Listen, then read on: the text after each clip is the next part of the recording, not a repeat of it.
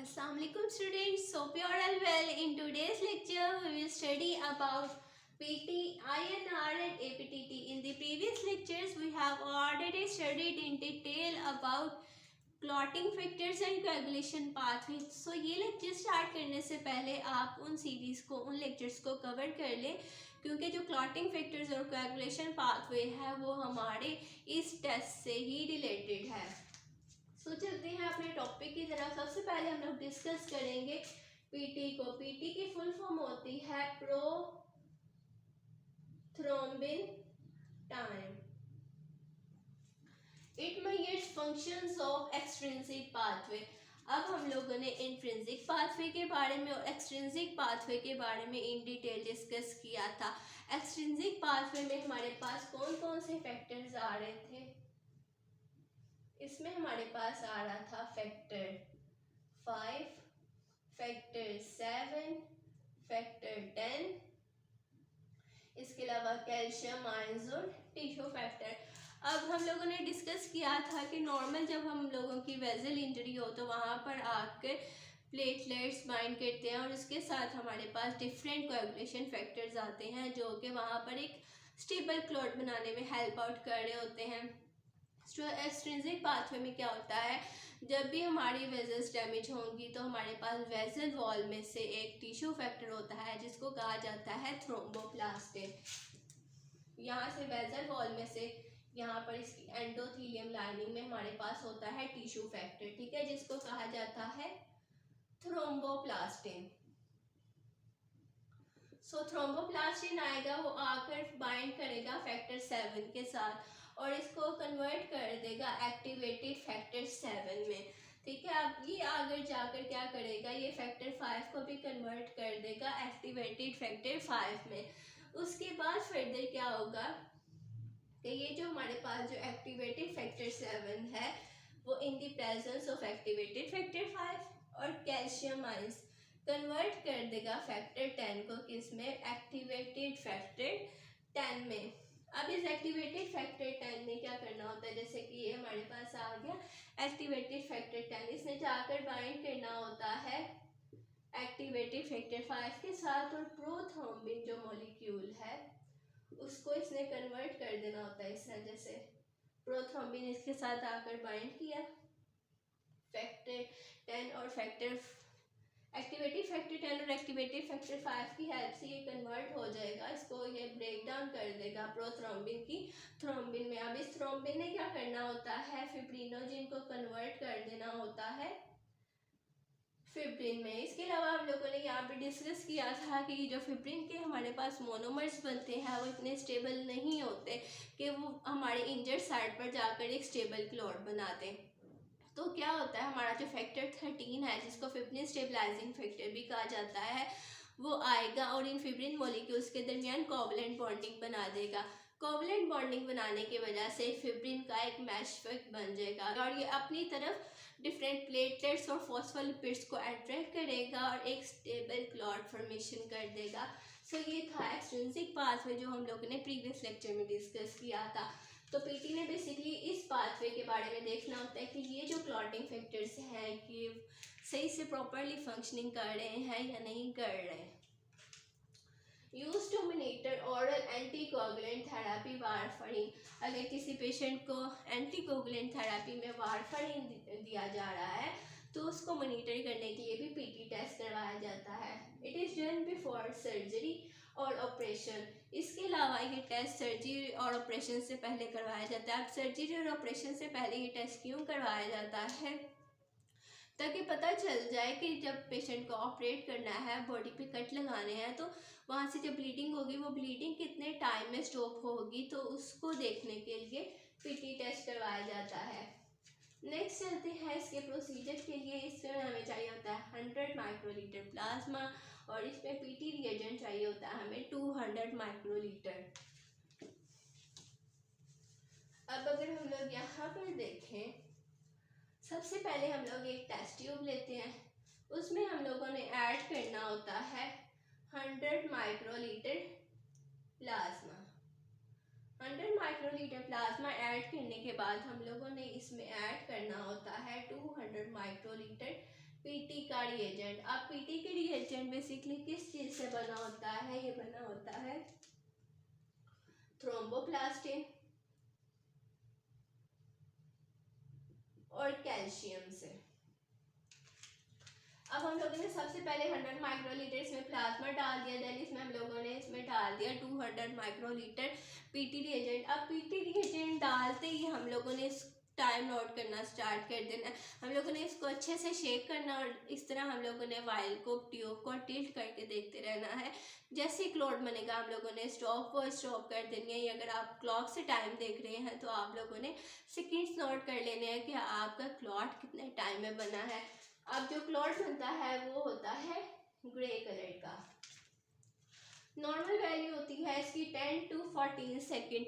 अब किन कंडीशंस में ये वैल्यू रेज हो सकती है? जैसे कि आप लोग उस वायर को टिल्ट करके देख रहे हैं, क्लॉट बन ही नहीं रहा, 10 to 14 सेकेंड्स हो गए, टाइम एक्सीड करता जा रहा है, तो किन फैक्टर्स की वजह से कर रहा होता है? लीवर डिसऑर्डर की वजह से। अब लीवर डिसऑर्डर की वजह से पीटी टाइम क्यों इंक्रीज करता है? क्योंकि लीवर ने हमारे डिफरेंट क्लॉटिंग फैक्टर्स की प्रोडक्शन करनी होती है। हमारे बहुत सारे क्लॉटिंग फैक्टर्स जो है उनका मेन सोर्स होता है लीवर। इसके अलावा डिफरेंट वाइटामिन की भी प्रोडक्शन और सिंथेसिस करवाता है लीवर। इस वजह से लीवर डिसऑर्डर में भी पीटी टाइम इंक्रीज कर सकता है। इसके अलावा विटामिन के की डेफिशिएंसी में, जैसा कि मैंने प्रीवियसली बताया था कि लीवर ने डिफरेंट क्लॉटिंग फैक्टर्स और विटामिन की प्रोडक्शन और सिंथेसिस करवानी होती है, जैसे कि विटामिन ए की, विटामिन डी की, विटामिन ई की, विटामिन के की। जब लीवर ही हमारा सही से फंक्शन नहीं कर रहा तो विटामिन के या जो भी विटामिन है उसकी प्रॉपरली प्रोडक्शन नहीं कर रहा, सिंथेसिस नहीं कर रहा, तो इसकी भी डेफिशिएंसी हो जाएगी, जिसकी वजह से भी पीटी टाइम इंक्रीज करेगा। इसके अलावा chronic disseminated intravascular coagulation, chronic DIC में भी पीटी टाइम इंक्रीज कर सकता है।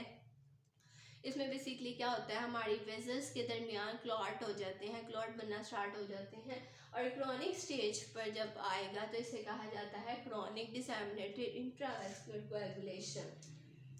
इसके अलावा किसी भी क्लॉटिंग फैक्टर्स की डेफिशिएंसी हो गई है, जैसा कि हमने बताया था यहाँ पर हमारे पास डिफरेंट क्लॉटिंग फैक्टर्स रिक्वायर्ड होते हैं क्लॉट बनाने के लिए। अब क्लॉटिंग फैक्टर की ही डेफिशिएंसी हो जाएगी तो क्लॉट किस तरह से बनेगा, तो उसमें भी ये टाइम एक्सीड कर जाता है। नेक्स्ट हमारे पास आ रहा है APTT, that is known as activated partial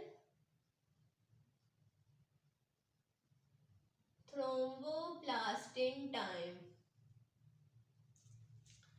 it measures function of intrinsic pathway. PT का हम लोगों ने पढ़ा था कि उसने एक्सट्रिंसिक पाथवे के फंक्शंस को मेजर करना है, लेकिन इसने हमारे पास इंट्रिंसिक पाथवे के फंक्शंस को मेजर करना है। अब इंट्रिंसिक पाथवे में हम लोगों ने कौन कौन से फैक्टर्स पढ़े थे? इसमें हमारे पास आ रहा था फैक्टर 5, फैक्टर 8, 9, 10, 11, 12। ये फैक्टर्स के बारे में हम लोगों ने डिस्कस किया था इंट्रिंसिक पाथवे में। इंट्रिंसिक जब हम लोगों ने कोएगुलेशन पाथवे डिस्कस किए थे, यहाँ वहाँ से आप लोग इसकी एक्सप्लेनेशन को देख सकते हैं। तो हम लोगों ने इसमें बेसिकली यही देखना होता है whether these clotting factors are properly functioning और not. It is use to measure IV और इंजेक्शन हेपारिन थेरेपी। पीटी का हम लोगों ने कहा था किसी को वारफरिन थेरेपी दी जा रही है तो उसको मॉनिटर करना होता है, जबकि एपीटीटी में हेपारिन थेरेपी को मॉनिटर करना होता है। It is done for pre surgical evaluation. जैसे कि प्रीवियसली मैंने बताया था कि सर्जरी या ऑपरेशन से पहले पीटी एपीटीटी टेस्ट करवाए जाते हैं ताकि पता चल जाए कि पेशेंट का ब्लड जो है वो कितने टाइम में क्लॉट कर रहा है। नेक्स्ट चलते हैं इसके प्रोसीजर की तरफ। इसमें हमें चाहिए होता है प्लाज्मा, एपीटीटी रिएजेंट और कैल्शियम क्लोराइड। अब एपीटीटी रिएजेंट में यहाँ पे इसमें बेसिकली क्या होता है, इसमें हमारे पास फॉस्फोलिपिड होता है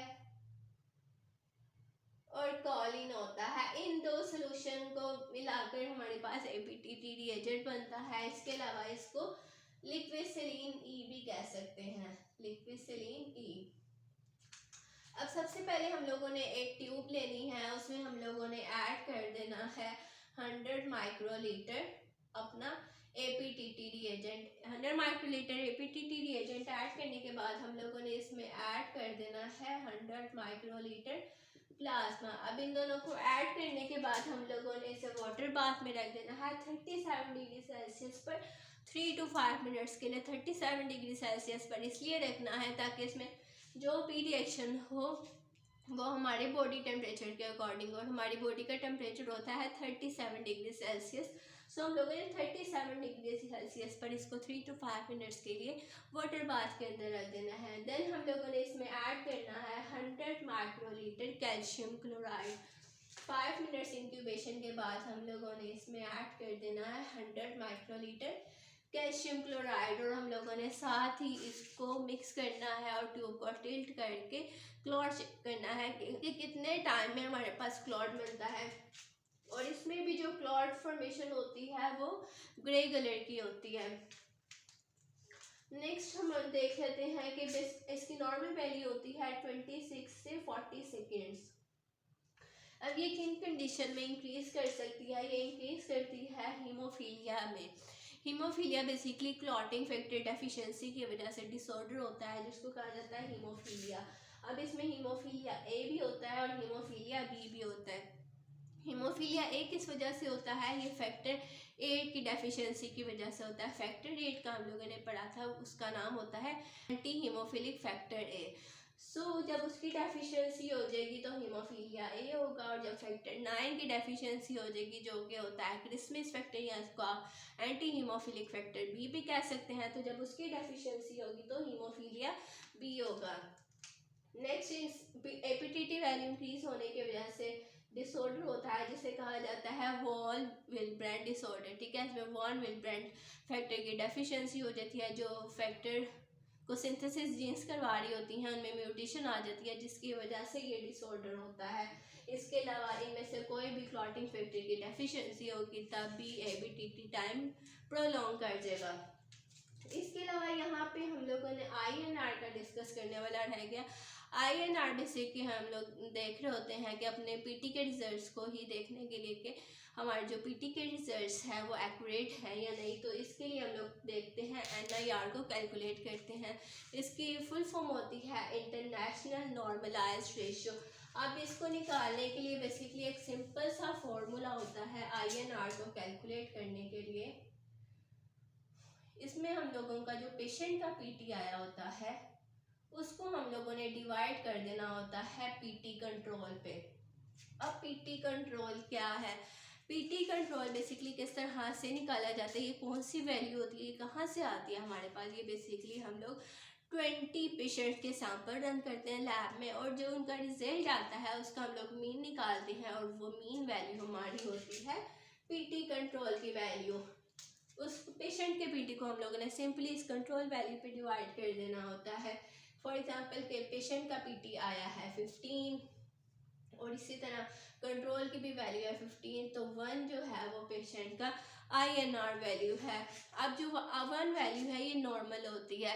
अब अगर किसी की INR वैल्यू 1 से इंक्रीज कर गई है जैसे कि 3, 4, 5 है तो मतलब ब्लीडिंग का रिस्क बहुत ज़्यादा है, और अगर 1 से कम है जैसे कि 0.4, 0.5, 0.7 इस तरह से है तो क्लॉटिंग जल्दी होने का रिस्क बहुत ज़्यादा है। So that's all about today's lecture. Hope so you have understood this lecture.